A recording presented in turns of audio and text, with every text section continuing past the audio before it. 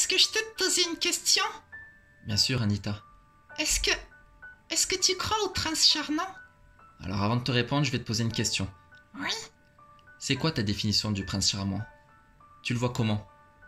Alors, il faut qu'il soit beaucoup plus joli que moi, avec une personnalité encore plus forte que la mienne. Qu'il soit encore plus intelligent et intéressant que moi.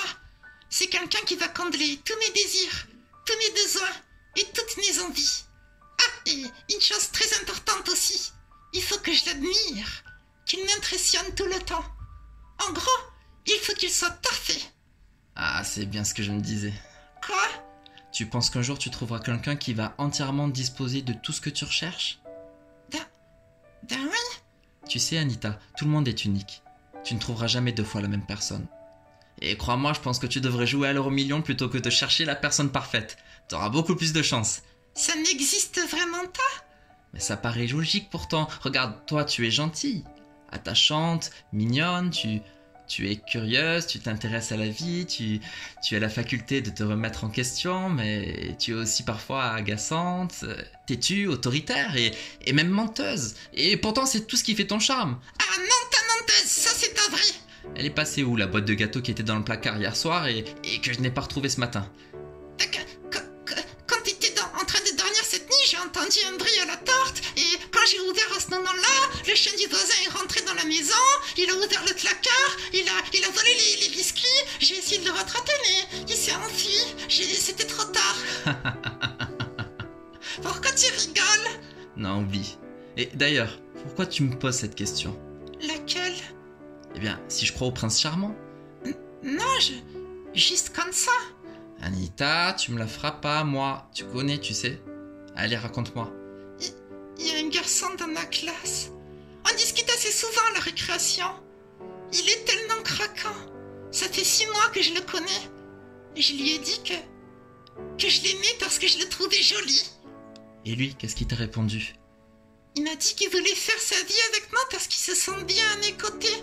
Mais il n'arrive pas à expliquer pourquoi. Mais c'est ça l'amour, Anita. Mais j'ai peur. Et tu as peur de quoi? Qu'il ne soit pas l'homme de ma vie. Et pourquoi tu dis ça?